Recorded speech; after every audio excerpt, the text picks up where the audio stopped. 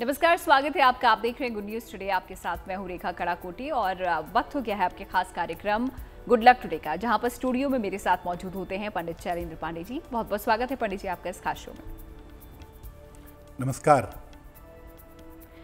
तो कार्यक्रम में आज हम बात करने वाले हैं एक ऐसे विषय पर जिसको जानने में आपको बहुत दिलचस्पी भी होगी, क्योंकि कई बार होता है कि कोई हनुमान भक्त होता है, कोई शिव भक्त होता है, कोई माता की उपासना करता है, लेकिन क्या आपको पता है कि इसके पीछे भी ग्रहों का प्रभाव होता है। तो आज हम पंडित जी से जानेंगे कि किस ग्रह का प्रभाव कैसी पूजा उपासना हमसे करवाता है। लेकिन उससे पहले जान लेते हैं आज का गुड लक मंत्र।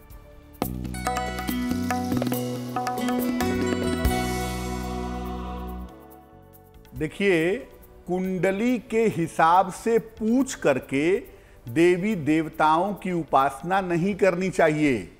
ये बात बिल्कुल भी लॉजिकल नहीं है कि आप कुंडली दिखा करके ये पूछें कि मैं किसकी पूजा करूं। ये आपकी आत्मा का विषय है, ये शरीर या मन का विषय नहीं है। आप किस देवी देवता की पूजा करेंगे या आपको बताया जाए ऐसा, ये संभव नहीं होता है। देवी देवता के जिस स्वरूप के प्रति हमारा आकर्षण होता है, हमारे संस्कार होते हैं, हमारे ग्रह होते हैं, उस तरफ हम ऑटोमेटिकली चले जाते हैं। यानी आप कुंडली देख करके ये मत पूछिए कि मुझे किसकी पूजा करनी चाहिए। आपके संस्कार, आपके ग्रह ऑटोमेटिकली आपको उस देवी देवता की तरफ ले जाएंगे जिस तरह के संस्कार आपके कुंडली में, आपके जीवन में प्रभावशाली हैं। तो चलिए, गुड लक मंत्र यहाँ पर पंडित जी ने आपको दे दिया है। अब आगे बढ़ते हैं और 9 जुलाई का पंचांग पंडित जी से जान लेते हैं।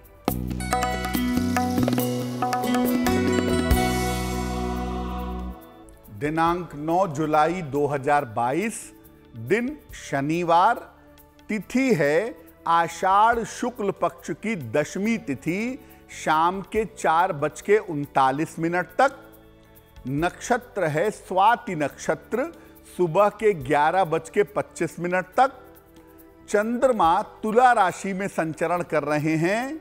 राहु काल का समय सुबह के 9 बजे से 10:30 तक। और पूर्व दिशा की तरफ यात्रा करने की मनाही है, लेकिन अगर यात्रा करना जरूरी है, मजबूरी है, तो जरा सा घी खाकर और भगवान का स्मरण करके यात्रा करेंगे तो मुश्किलों से बचे रहेंगे।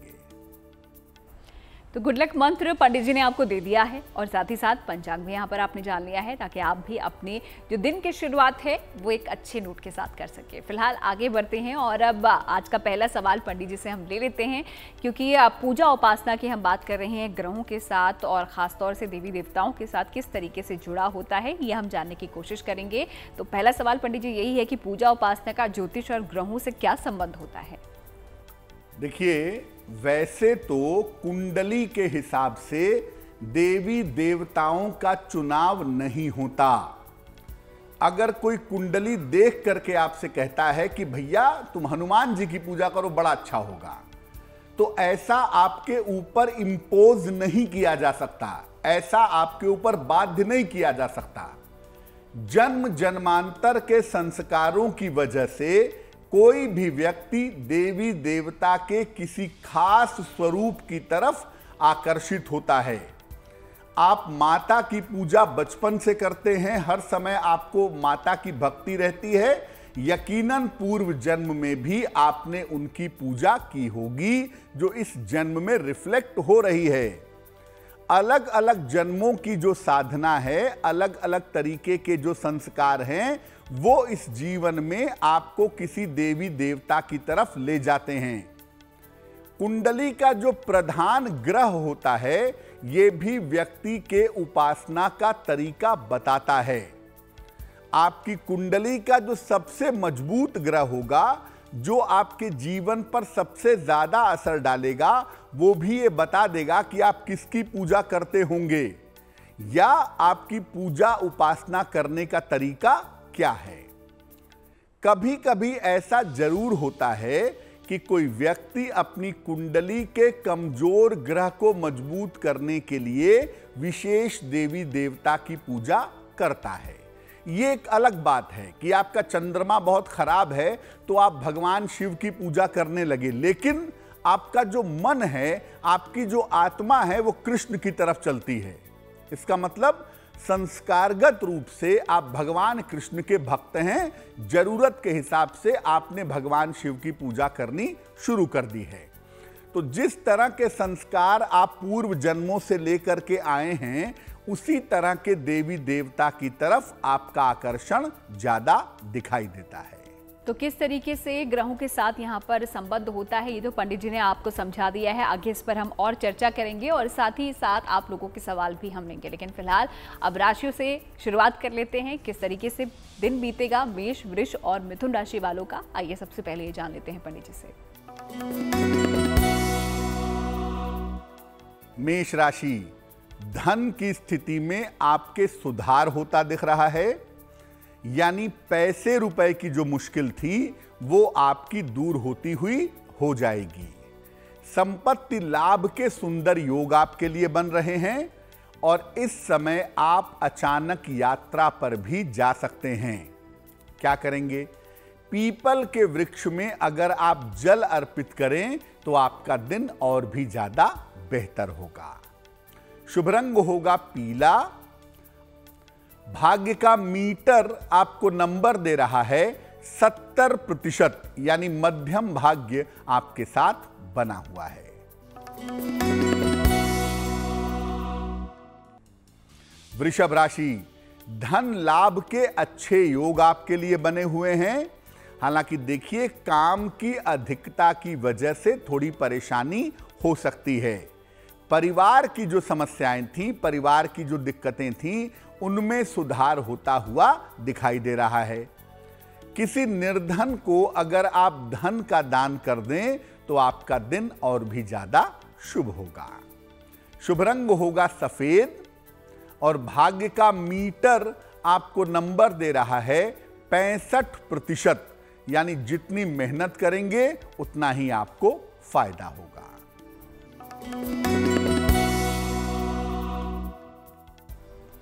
मिथुन राशि, मानसिक चिंताएं आपकी समाप्त होती दिखाई दे रही हैं। धन का बड़ा लाभ भी इस समय हो सकता है।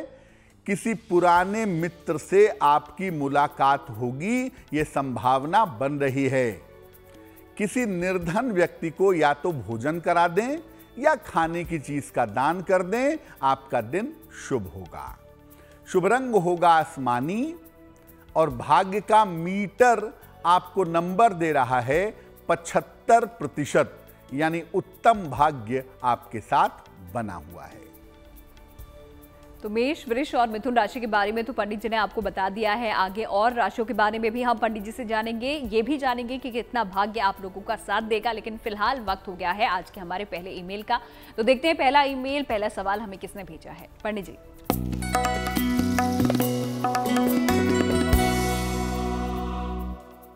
पहला सवाल रेखा हमें भेजा है महक सांकला ने, दिल्ली से लिखती हैं ये। इनकी जन्म की तारीख है 21 सितंबर 2006। जन्म का समय है 9:06 सवेरे। जन्म स्थान है दिल्ली। ये लिख रही हैं कि 10वीं के बाद कौन सा विषय लेना इनके लिए ठीक रहेगा, भविष्य इनका कैसा रहेगा। महक, आपकी कुंडली बनती है तुला लग्न की और आपकी राशि बनती है सिंह राशि। महादशा सूर्य की और अंतरदशा शुक्र की आपकी चल रही है अप्रैल 2023 तक। इस कुंडली के हिसाब से मैं आपको साइंस पढ़ने की, विज्ञान पढ़ने की सलाह नहीं दूंगा। आपके लिए बेहतर होगा कि आप 11वीं 12वीं में कॉमर्स की पढ़ाई करें और आगे चल कर के मैनेजमेंट या कानून के क्षेत्र में जाएं, MBA कर लें या लॉ कर लें, तो उसमें आपको सफलता बेहतर मिलेगी। भविष्य आपका अच्छा है, खासतौर से करियर के मामले में कोई खास समस्या नहीं है, लेकिन आपका स्वास्थ्य बहुत मजबूत नहीं दिख रहा है, इसलिए स्वास्थ्य को बेहतर करने के उपाय हम जरूर करेंगे। एक रत्न बनवा के पहनिए, उसको कहते हैं ओपल। लगभग 10-12 रत्ती का ओपल चांदी के लॉकेट में काले धागे में डाल करके शुक्रवार की शाम को अपने गले में धारण कर लीजिएगा और दूसरा काम करिए, रोज सुबह सूर्य भगवान को जल अर्पित करिए, सादा जल, प्लेन वाटर, तो उससे निश्चित रूप से आपको लाभ होगा। तो अगर आप भी कुछ सवाल पंडित जी से पूछना चाहते हैं, कोई आपकी जीवन में ऐसी समस्या है जिसका समाधान आपको नहीं मिल पा रहा है, तो यहाँ पर पंडित जी आपको समस्या का समाधान देंगे। आप हमें लिख भेजिए हमारी ईमेल आईडी पे, जो कि आपकी स्क्रीन पर इस वक्त आपको नजर आ रही होगी। फिलहाल आगे बढ़ते हुए अब अगला सवाल पंडित जी से ले लेते हैं, क्योंकि ग्रहों का किस तरीके से प्रभाव होता है हमारी पूजा उपासना में, वो तो हमने जान लिया क्या कनेक्शन है। लेकिन अगर ग्रहों की बात कर रहे हैं तो पंडित जी सबसे पहले सवाल यहाँ पर सूर्य से संबंधित आपसे पूछना चाहूंगी, क्योंकि सूर्य का अगर प्रभाव हो किसी पर तो किस तरह के देवी देवता की वो पूजा कर पाता है?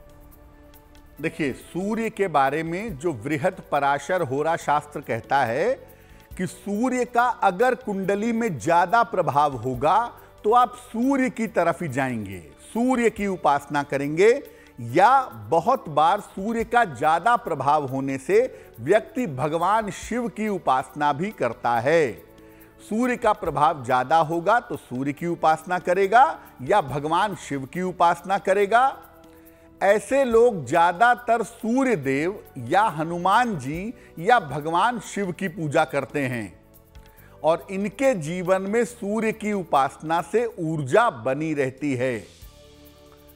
मैं बता दूं कि सूर्य का प्रभाव अगर ज्यादा होगा तो व्यक्ति जल अर्पित करता है सूर्य को नियमित रूप से, सालों साल अर्पित करता है, और उम्र बढ़ने के साथ उसका डाइवर्जन हो जाता है शिव की तरफ। तो ऐसा देखा गया है कि जिनकी कुंडलियों में सूर्य बड़ा प्रबल होता है वो आम तौर पर 40 वर्ष के बाद भगवान शिव की तरफ जाते हैं, उनकी विशेष पूजा उपासना करते हैं, और ऐसा करने से उनके जीवन में जो एनर्जी है, जो ऊर्जा है, वो निश्चित रूप से बनी रहती है। तो सूर्य का प्रभाव अगर आपकी कुंडली में है तो किस तरीके से किस की पूजा उपासना वो करवाता है, ये तो आपने जान लिया, भगवान शिव की तरफ आकर्षित हो जाता है, जैसा कि पंडित जी ने आपको बताया। लेकिन अगर चंद्रमा का प्रभाव पंडित जी कुंडली पर हो तो जो शख्स है या जो इंसान है वो किस तरफ जाता है, किसकी पूजा अर्चना करता है?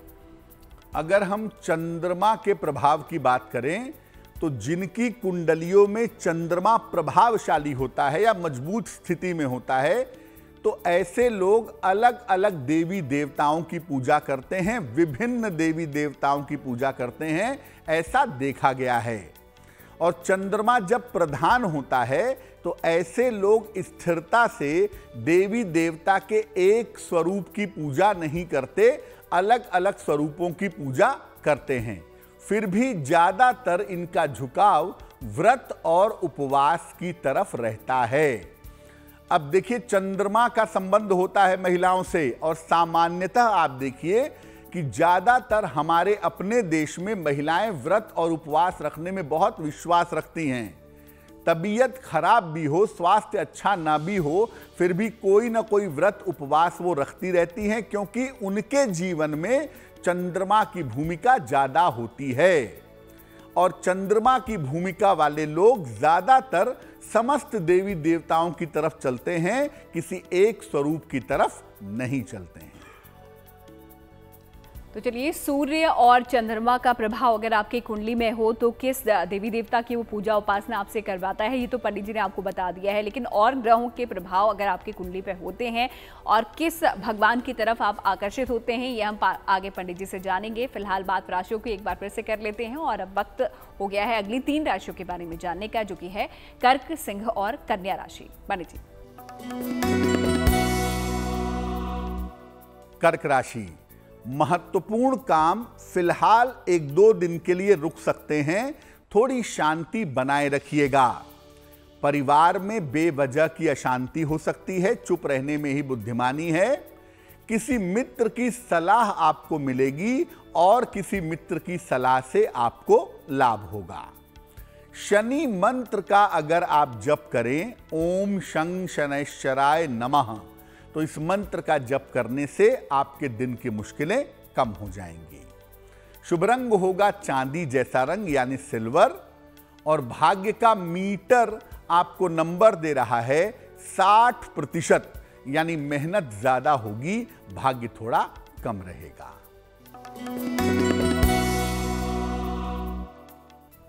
सिंह राशि, धन लाभ के योग आपके लिए दिखाई दे रहे हैं।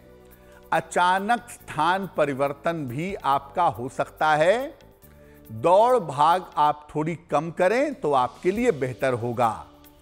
किसी निर्धन व्यक्ति को अगर आप धन का दान करें तो आपका दिन शुभ होगा, दिन की मुश्किलें समाप्त होंगी। शुभ रंग होगा धानी और भाग्य का मीटर आपको नंबर दे रहा है 70%, यानी मध्यम भाग्य आपके साथ बना हुआ है।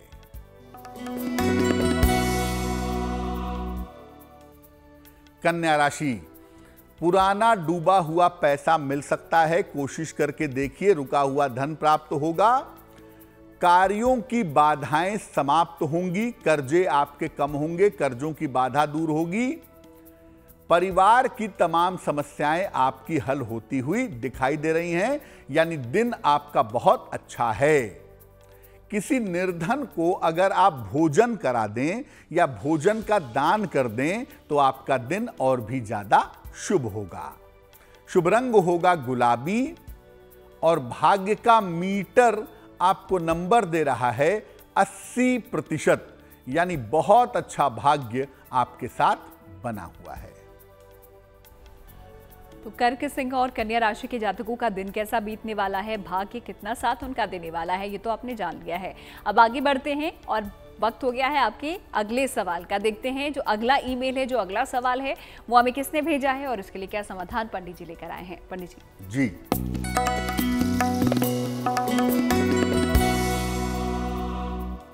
अगला प्रश्न हमें रागिनी दुबे जी ने लिखा है, थाने से लिखती हैं, अपने पुत्र के बारे में जानना चाहती हैं। पुत्र की जन्म तारीख है 1 फरवरी 2018, यानी लगभग 4 साल का बच्चा है। 4:31 शाम को। जन्म स्थान है डोंबिवली, महाराष्ट्र। ये कह रही हैं कि बेटा बहुत जिद्दी है, गुस्से में चीखता चिल्लाता है।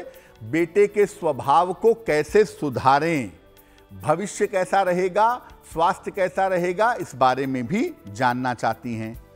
रागिनी, आपकी कुंडली बनती है मिथुन लग्न की और आपकी राशि आपके बेटे की बनती है सिंह राशि।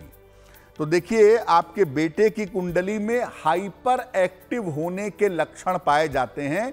फायर की मात्रा ज़्यादा है, इसलिए गुस्सा होना, जिद करना, ये बहुत स्वाभाविक सी बात है। अभी लगभग 1 वर्ष का समय लगेगा। जून 2023 के बाद से आपके बेटे के स्वास्थ्य में, जिद में, क्रोध में सुधार जरूर होगा। दूसरी बात यह है कि आपके बेटे का भविष्य उज्जवल है, लेकिन अभी इसको जून 2023 तक सर में चोट लगने से बचाइए और आंखें बहुत जल्दी खराब ना हो जाएं, इसका थोड़ा ध्यान रखिए। क्या करेंगी? अपने बेटे को एक छोटा सा पन्ना, लगभग 4-5 रत्ती का पन्ना, चांदी के लॉकेट में काले धागे में बुधवार की शाम को इसके गले में पहना दें और हरे रंग के कपड़े इसको ज़्यादा से ज़्यादा पहनाएं तो अच्छा होगा। आप इस बच्चे की माता हैं तो आप अपने बच्चे के लिए सुबह शाम दोनों समय अगर ओम नमः शिवाय का जप करें तो इससे आपके बच्चे की मुश्किलें समाप्त होंगी। तो अगर आप भी कुछ सवाल पंडित जी से पूछना चाहते हैं, जल्दी से हमें लिंक भेजिए। हमारी ईमेल आईडी आपको आपकी स्क्रीन पर नजर आ रही होगी। फिलहाल आगे बढ़ते हैं, उससे पहले आपको बता दें कि कुछ ही देर में कार्यक्रम में आपको पंडित जी देंगे एक महा उपाय और साथ ही साथ जानेंगे गुड लक राशि के बारे में भी। लेकिन फिलहाल वक्त हो गया है ग्रहों के चलते किस देवी देवता की तरफ हम आकर्षित होते हैं उसके बारे में जानने का, क्योंकि सूर्य और चंद्रमा के बारे में पंडित जी ने हमको बताया। अब आते हैं मंगल का प्रभाव के बारे में जानने पर, जहां पर अगर कुंडली में आपके मंगल होता है तो किस देवी देवता की तरह आप आकर्षित होते हैं, पंडित जी आपको बताएंगे। देखिए, अलग अलग ग्रहों का प्रभाव होने से आप अलग अलग देवी देवताओं की स्वरूप की तरफ जाते हैं। अगर मंगल का प्रभाव कुंडली में ज्यादा है या मंगल कुंडली का लीडिंग प्लेनेट है तो मंगल का प्रभाव होने से व्यक्ति देवी की, खासतौर से मां दुर्गा की या हनुमान जी की पूजा करता है। शक्ति की पूजा, मंगल मतलब पावर, तो पूजा भी क्या होगी? पावरफुल होगी। शक्ति की पूजा होगी, या तो देवी की पूजा होगी या हनुमान जी की पूजा होगी। ऐसे लोग जिनकी कुंडलियों में मंगल का प्रभाव ज्यादा होता है, ऐसे लोग लंबे लंबे अनुष्ठान में लगे रहते हैं, लंबा लंबा यज्ञ हवन करते रहते हैं। इनको तिलक लगाने का विशेष शौक होता है। सामान्यतः ये तिलक लगाए बिना घर से बाहर नहीं निकलेंगे, तिलक जरूर लगाएंगे और बड़े बड़े अनुष्ठान करेंगे, देवी की जो विशेष पूजाएं हैं वो करेंगे और साथ ही साथ हनुमान जी की विशेष पूजा करते हैं। ऐसी संभावना मंगल वालों के लिए बनती है। मंगल के बाद अब आते हैं बुध पर। देखते हैं अगर आपकी कुंडली में बुध का प्रभाव है तो क्या कुछ होता है पंडित जी। अगर आपकी कुंडली में बुध लीड कर रहा है, बुध मजबूत स्थिति में है, तो इसका प्रभाव व्यक्ति को भगवान विष्णु की तरफ ले जाता है या उनके अवतार भगवान राम, भगवान कृष्ण, भगवान वामन, नृसिंह, इनकी तरफ ले जाता है, इनकी पूजा करवाता है। बुध वाले जो लोग होते हैं वो भगवान विष्णु या उनके अवतारों के उपासक होते हैं। ज्यादातर बुध वालों को आप देखेंगे कि वो भगवान कृष्ण की उपासना करते हैं। ऐसे लोग पूजा उपासना में नृत्य, कीर्तन और संगीत को शामिल करते हैं। बहुत सारे मंदिरों में आप वृंदावन जाइए तो वहां देखिए कि मंदिरों में कीर्तन होता है, लोग नाचते रहते हैं, नृत्य करते रहते हैं। कृष्ण का मामला है वहां और मामला होता है मरकरी यानी बुध का। इन लोगों को तमाम पूजा स्थानों में जा करके दर्शन करना अच्छा लगता है। ऐसे लोग अलग अलग मंदिरों में, अलग अलग नगरों में जाएंगे और अलग अलग मंदिरों में जा करके दर्शन करेंगे। ऐसी संभावना इनके लिए जरूर बनती है। तो अगर आपकी कुंडली में बुध लीड करेगा, पक्की तौर पे आप भगवान विष्णु या उनके अवतार जैसे भगवान कृष्ण या भगवान राम के भक्त होंगे। इसकी संभावना आपके लिए ज्यादा होती है। तो बुध अगर आपकी भी कुंडली में लीड कर रहा है तो आप भगवान विष्णु, भगवान कृष्ण या फिर राम की तरफ प्रभावित हो सकते हैं, उनकी पूजा अर्चना आप कर सकते हैं। लेकिन अगर बृहस्पति का प्रभाव पंडित जी कुंडली पर हो तो कौन से भगवान की तरफ हम लोग आकर्षित होते हैं? अगर बृहस्पति का प्रभाव हो तो व्यक्ति शिव पूजा की तरफ जाता है, भगवान शिव की पूजा करता है। बृहस्पति को कहते हैं गुरु, तो वास्तव में ये गुरु की तरफ ले जाता है, यानी भगवान शिव को आदि गुरु माना जाता है। अगर कुंडली में बृहस्पति लीड करने लगेगा, आप शिव भक्त होंगे, इसमें कोई दो राय नहीं है। ऐसे लोग ज्यादा दिखावे या प्रदर्शन में नहीं रहते। अगर बृहस्पति आपकी कुंडली में लीड कर रहा है, आप पूजा करेंगे, उपासना करेंगे, चमत्कार करेंगे, लेकिन वो दूसरों को दिखाएंगे नहीं, ये प्रदर्शन नहीं करते हैं। हाँ, इनको इतना जरूर है कि गले में माला पहनने का बड़ा शौक होता है। अलग अलग तरीके की माला, रुद्राक्ष की माला, स्फटिक की माला, मूंगे की माला, अलग अलग तरीके की माला ये गले में पहनते हैं। तो चलिए पंडित जी यहाँ पर लगातार हमको अलग अलग ग्रहों के बारे में यहाँ पर बता रहे हैं कि अगर अलग अलग ग्रहों का प्रभाव हमारी कुंडली पर पड़ता है तो कौन से देवी देवता की तरफ हमारा झुकाव होता है, हम आकर्षित होते हैं उनकी पूजा अर्चना के लिए। फिलहाल आगे और भी ग्रहों की हम बात करेंगे, लेकिन फिलहाल राशियों पर आते हैं और देख लेते हैं तुला, वृश्चिक और धनु राशि का भाग्यफल। तुला राशि, मान सम्मान यश की आपको प्राप्ति होती हुई दिखाई दे रही है। पूजा पाठ अध्यात्म में आपका मन लगेगा, आप व्यस्त रहेंगे वहां, और इस समय आपको आकस्मिक धन का लाभ भी अवश्य होगा। पीपल के वृक्ष में अगर आप जल अर्पित कर दें तो आपका दिन और भी ज्यादा सुंदर होगा। शुभ रंग होगा नीला और भाग्य का मीटर आपको नंबर दे रहा है 90%, यानी सबसे ज्यादा भाग्य आपके साथ बना हुआ है। वृश्चिक राशि, उच्चाधिकारियों के साथ, बॉसेस के साथ बेवजह के वाद विवाद हो सकते हैं। प्रेम और वैवाहिक संबंधों में व्यर्थ का तनाव हो सकता है। हां, किसी गुरुजन की आपको सहायता मिलेगी जिससे स्थितियों में सुधार होगा। क्या करेंगे? शनि मंत्र का जप कर लीजिएगा 108 बार। ओम शं शनैश्चराय नमः, इस मंत्र का जप करिएगा सुबह के समय या दोपहर के समय में, तो निश्चित रूप से आपका दिन बेहतर होगा। शुभ रंग होगा क्रीम और भाग्य का मीटर आपको नंबर दे रहा है 60%, यानी मेहनत ज्यादा होगी, भाग्य थोड़ा कम रहेगा।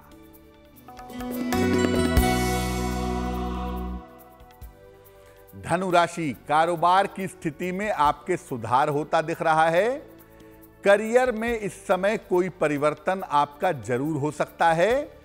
धन के अपव्यय से, धन के खर्चों से आपको बचाव करना चाहिए।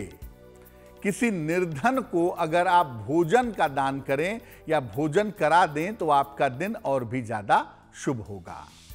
शुभ रंग होगा लाल और भाग्य का मीटर आपको नंबर दे रहा है 70%, यानी मध्यम भाग्य आपके साथ बना हुआ है। तो चलिए, तो बात हो गई तुला, वृश्चिक और धनु राशि की। आखिरी 3 राशियों के बारे में भी हम आपको बताएंगे और ये भी बताएंगे कि आपका भाग्य आपका साथ दे रहा है या नहीं दे रहा है। लेकिन उससे पहले वक्त हो गया है अगले सवाल का। देख लेते हैं अगला सवाल हमें किसने भेजा है। पंडित जी,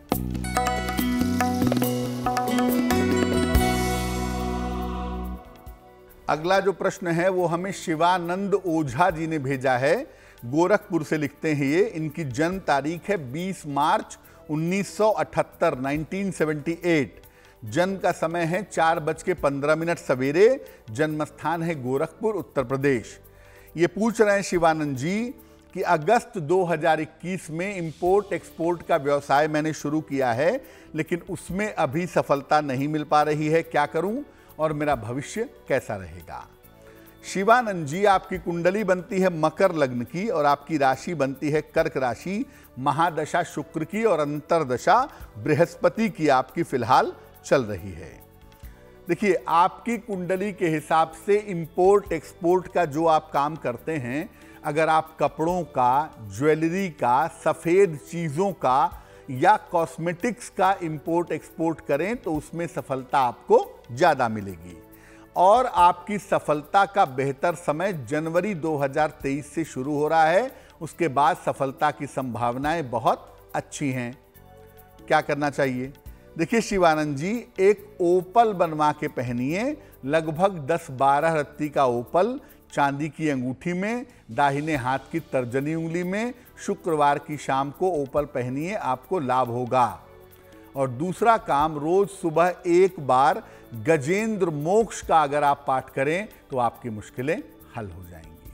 तो चलिए, लगातार आपके सवालों के जवाब यहाँ पर पंडित जी दे रहे हैं, आपके समस्याओं का समाधान यहाँ पर लेकर आ रहे हैं। तो अगर जो दर्शक हमें देख रहे हैं कुछ पूछना चाहते हैं वो पंडित जी से, तो आप भी हमें लिख भेजिए हमारी ईमेल आईडी पे, जो कि आपकी स्क्रीन पर लगातार फ्लैश हो रही है। फिलहाल कार्यक्रम में आगे बढ़ते हुए अब अगले ग्रह की तरफ आते हैं और जान लेते हैं अगर उस ग्रह का प्रभाव आपके कुंडली पर हो तो कौन से देवी देवता की तरफ आपका झुकाव होता है। और ये ग्रह है शुक्र। पंडित जी, अगर कुंडली में शुक्र लीड कर रहा हो, शुक्र बड़ी मजबूत स्थिति में हो, तो इसका प्रभाव भी व्यक्ति को विभिन्न देवी देवताओं की पूजा की तरफ ले जाता है। ऐसे लोगों की मुश्किल क्या है? जिनकी कुंडली में शुक्र लीड करेगा ना, अक्सर आप सोशल मीडिया पे देखेंगे कि लोग आंख बंद करके ध्यान करते हुए फोटो खिंचवा लेते हैं। हवन कर रहे हैं, यज्ञ कर रहे हैं, उसकी भी फोटो डाल रहे हैं। ध्यान कर रहे हैं, उसकी भी फोटो डाल रहे हैं। पूजा उपासना में प्रदर्शन करने का चस्का होता है जिनकी कुंडली में शुक्र की भूमिका ज्यादा होती है। जबकि आप समझिए कि भजन और भोजन गोपनीय होना चाहिए। जितना सीक्रेटली आप ईश्वर की पूजा करेंगे, जितना गोपनीयता रखेंगे, उतना ही बेहतर होगा। क्यों आप चाहते हैं कि आपके और आपके ईश्वर के बीच के संबंध को दूसरे जाने? इसलिए पूजा उपासना में प्रदर्शन मत करिए। और पूजा उपासना का प्रदर्शन अगर आप करते हैं तो हम तुरंत समझ जाएंगे कि आपकी कुंडली में जो शुक्र है वो लीड कर रहा है। वस्त्र से लेकर के अपनी पूजा पद्धति ऐसे लोग दूसरों को बताते हैं कि मैंने आज 5 घंटे पूजा की, मैंने रात भर काले कपड़े पहन के मंत्र जप किया। ये सब अपनी पूजा का दिखावा और प्रदर्शन करते रहते हैं, जो बिल्कुल भी उचित नहीं होता है। तो चलिए अब आगे बढ़ते हैं और जान लेते हैं शनि के प्रभाव के बारे में। अगर कुंडली में शनि का प्रभाव है तो कैसा होता है, शख्स किस भगवान की तरफ उसका झुकाव होता है। पंडित जी, अगर आपकी कुंडली में शनि लीड कर रहा है, शनि का प्रभाव है, तो ऐसे लोग ज्यादातर सामान्य पूजा उपासना नहीं करते। नॉर्मल शंख बजाना, घंटी बजाना, अगरबत्ती दिखाना, ये सब शनि वाले नहीं करते। ज्यादातर ध्यान करते हैं, मेडिटेशन करते हैं, तंत्र साधना करते हैं और रहस्य वाली उपासना में इनको आनंद आता है। ये रिलीजियस नहीं होते, ये स्पिरिचुअल होते हैं। धर्म से ज्यादा अध्यात्म की ओर जाना चाहते हैं और आध्यात्मिक रास्ते पर चलते भी हैं। अगर शनि वाले बहुत जिम्मेदारियों में नहीं फंसते तो अध्यात्म में काफी ऊंचाइयों तक जरूर जाते हैं। ग्रहों के बारे में हम पंडित जी से यहाँ पर जान रहे हैं कि अगर उन ग्रहों का आपकी कुंडली पर प्रभाव होता है तो किस तरीके से, कौन से भगवान या देवी देवता की तरफ आपका झुकाव होता है। लेकिन ग्रहों का अगर जिक्र करते हैं तो राहु केतु का भी जिक्र यहाँ पर करना स्वाभाविक हो जाता है, क्योंकि राहु केतु का प्रभाव पंडित जी अगर कुंडली में हो तो वो क्या करवाता है, कौन से भगवान की पूजा वो करवाता है। राहु और केतु का कुंडली में प्रभाव हो तो सामान्यतः आप कोई भी पूजा उपासना नहीं करेंगे, सामान्य रूप से। ऐसे लोग ज्यादातर क्षुद्र देवताओं की उपासना करते हैं, ऐसे देवताओं की उपासना करते हैं जिसको आप कहते हैं नकारात्मक देवता। जिनका देहांत हो गया है, पितरों की पूजा करेंगे, उल्टे सीधी जगहों पे जाके मत्था टेकेंगे, यानी क्षुद्र देवताओं की उपासना करते हैं। अपने धर्म या आध्यात्मिक देवी देवताओं की तरफ नहीं जाते हैं। ऐसा देखा गया है कि कभी कभी राहु केतु वाले बड़ी सटीक तंत्र साधना भी पा जाते हैं और तंत्र साधना भी करते हैं। ऐसा राहु के हिसाब से जरूर हो जाता है।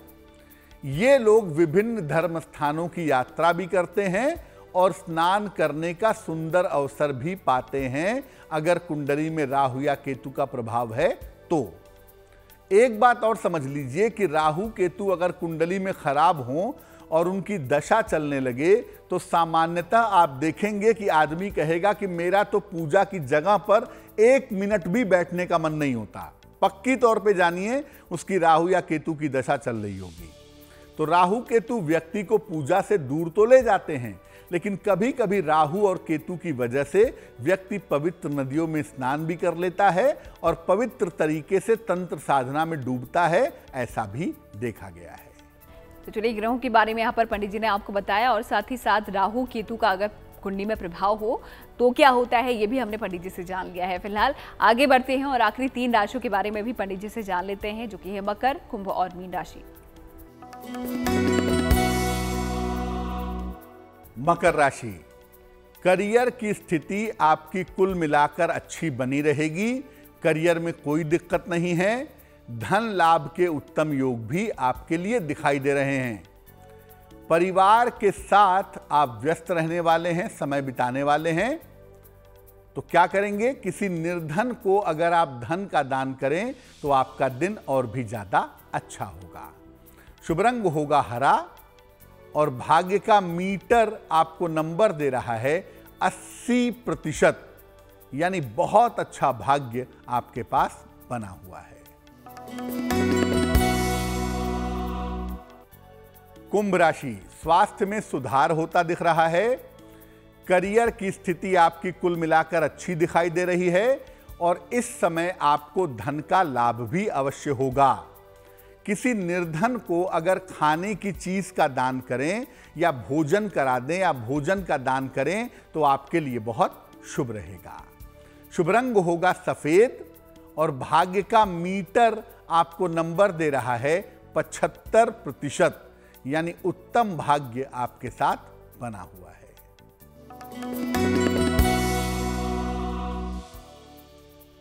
मीन राशि, जीवन साथी से मतभेद हो सकता है। स्वास्थ्य के मामलों में लापरवाही बिल्कुल मत करिएगा। महत्वपूर्ण काम अभी कुछ दिनों के लिए टाल दें तो आपके लिए बहुत अच्छा रहेगा। शनि मंत्र का 108 बार जप करिएगा। ओम शं शनैश्चराय नमः, आपकी मुश्किलें समाप्त हो जाएंगी।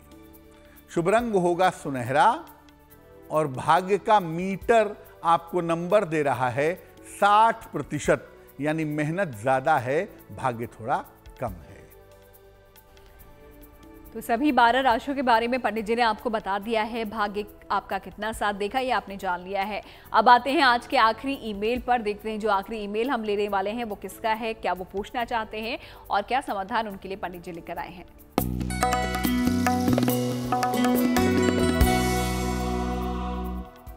कृष्ण सरकार जी ने हमें मेल लिखा है, कोलकाता से लिखती हैं ये अपनी पुत्री के लिए। पुत्री का नाम है आयुषी सरकार। इनकी जन्म की तारीख है 8 नवंबर 2004। जन्म का समय है 9:35 सवेरे और जन्म का स्थान है आद्रा, पश्चिम बंगाल। ये लिख रही हैं कि क्या इनकी बेटी मेडिकल में जा सकती है, डॉक्टर बन सकती है। और दूसरा सवाल ये पूछ रही हैं कि बेटी का स्वास्थ्य कैसा रहेगा। देखिए, आपकी बिटिया की कुंडली है धनु लग्न की और इनकी राशि बनती है सिंह राशि। महादशा इनकी मंगल की और अंतरदशा भी मंगल की चल रही है नवंबर 2022 तक। पहली बात यह है कि ये कुंडली मेडिकल वाली है। इनको आप मेडिकल में ले जा सकती हैं और मेडिकल में अच्छा कैरियर ये बना पाएंगी और भविष्य में पढ़ने के लिए ये विदेश भी जरूर जाएंगी, पहली बात। दूसरी बात यह है कि हड्डियों में कमजोरी होने की समस्या इस कुंडली में दिखती है, सूर्य के बहुत कमजोर होने की वजह से। तो आप इनको बोलिए कि रोज सुबह सूर्य को जल चढ़ाएं, उससे इनको फायदा होगा। और आप इनकी माता जी हैं, आप इनके लिए सुबह शाम दोनों समय ओम नमः शिवाय का जप करके प्रार्थना करिए। 1 साल तक थोड़ा सब्र करिए, निश्चित रूप से मुश्किलें हल हो जाएंगी। तो चलिए, आप लोगों के सवाल आज हम यहीं पर रोकते हैं, क्योंकि कल फिर से हम हाजिर होंगे और दोबारा से आप लोगों के सवाल लेंगे। तो आपने सवाल जल्दी से हमें लिख भेजिए हमारी ईमेल आईडी पे, जो कि आपकी स्क्रीन पर आपको नजर आ रही होगी। आगे बढ़ते हुए अब उनके बारे में पंडित जी से जान लेते हैं, जिनका जन्मदिन आता है 9 जुलाई को।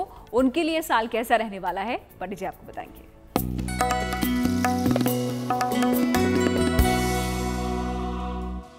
जिन लोगों का जन्मदिन 9 जुलाई को है, उन्हें हम सबकी तरफ से जन्मदिन की हार्दिक शुभकामनाएं। आने वाले वर्ष में आपका स्वास्थ्य कुल मिलाकर अच्छा रहने वाला है। करियर में कुछ लाभकारी बदलाव हो सकता है। धन की स्थिति आपकी कुल मिलाकर अच्छी रहने वाली है। विवाह के मामलों में लेकिन अभी थोड़ा सा विलंब होगा, थोड़ी सावधानियां रखिए, इस बात का ध्यान बनाए रखिएगा। पूरे साल भर हनुमान जी की अगर आप उपासना करें तो पूरा वर्ष आपके लिए बहुत शुभ रहेगा।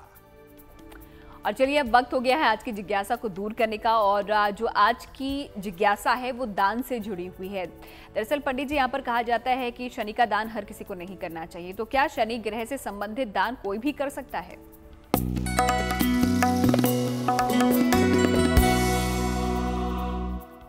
देखिए, अगर हम शनि ग्रह के दान की बात करें, काले चने, काली उड़द की दाल, काले कपड़े, लोहे के बर्तन, कोयला, ये सब शनि का दान है। शनि संबंधी दान हर व्यक्ति को नहीं करना चाहिए। तो फिर किसको करना चाहिए? जिनकी कुंडली में शनि खराब हो और अशुभ फल दे रहा हो, उन्हें ही शनि का दान करना चाहिए। जिनका शनि अच्छा है, शुभ फल दे रहा है, वो भूल कर भी शनि का दान नहीं करेंगे। वैसे आपको बता दूं कि शनि के लिए प्रकाश का दान कोई भी कर सकता है। यानी शनिवार की शाम को अगर आप पीपल के नीचे सरसों के तेल का दीपक जलाते हैं तो इसको हम प्रकाश का दान कहते हैं। ये कोई भी व्यक्ति निश्चित रूप से कर सकता है। और चलिए, अब वक्त हो गया है शुभ पहर जानने का। जान लेते हैं शनिवार 9 जुलाई का शुभ पहर क्या है, ताकि आप भी इस दौरान कोई शुभ कार्य करना चाहे तो कर सकें। पंडित जी।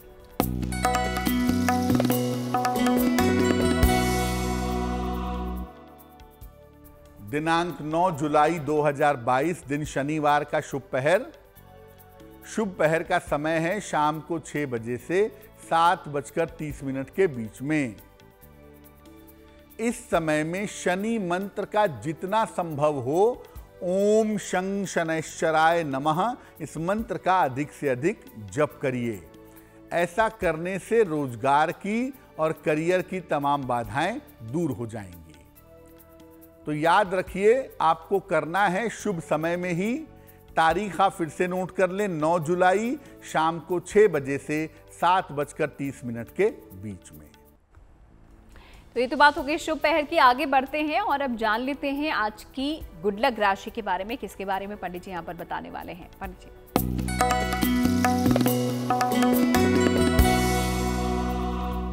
हम आपकी राशि में हर राशि की कमजोरियों के बारे में बता रहे हैं। आज जो गुड लक राशि है वो राशि है मिथुन राशि, जेमिनाई।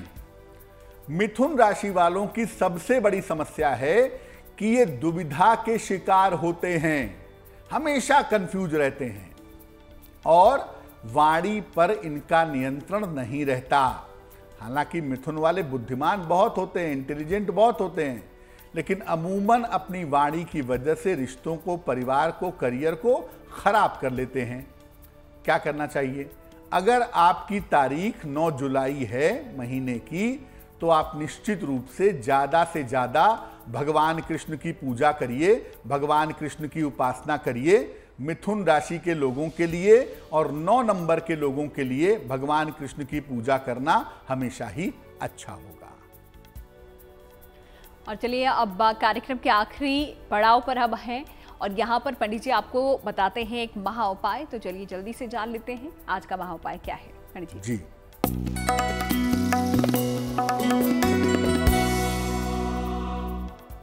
घर के लोगों में प्रेम बना रहे, आपस में तालमेल की दिक्कतें ना हो, झगड़े झंझट ना हो, उसके लिए क्या करेंगे? घर के पूजा स्थान पर शिव परिवार का चित्र लगाएं या मूर्ति रखें। भगवान शिव, मां पार्वती, गणेश, कार्तिकेय और नंदी, इन 5 को स्थापित करके इनकी पूजा करें। इससे आपके घर में निश्चित रूप से सुख, संपन्नता और समृद्धि आएगी। तो आप भगवान शिव की मूर्ति भी रखकर पूजा कर सकते हैं, चित्र भी रख सकते हैं, लेकिन मेरी सलाह ये है कि ऐसा काम आप पूर्णिमा को करिएगा और पूर्णिमा से फिर पूजा की शुरुआत करिएगा, तो आपके लिए अच्छा होगा। तो इस महा उपाय के लिए पंडित जी आपका बहुत बहुत शुक्रिया, और साथ ही साथ ये बताने के लिए हमारे दर्शकों को कि किस तरीके से ग्रहों के प्रभाव से हम किसी एक देवी देवता की तरफ यहाँ पर एक तरीके से कहें प्रेरित होते हैं, उनकी पूजा उपासना करते हैं। बहुत बहुत शुक्रिया आपका, धन्यवाद। तो इसी के साथ गुड लक टुडे में आज फिलहाल इतना ही। फिर होगी आपसे मुलाकात, लेकिन अच्छी खबरों के लिए आप देखते रहिए गुड न्यूज़ टुडे।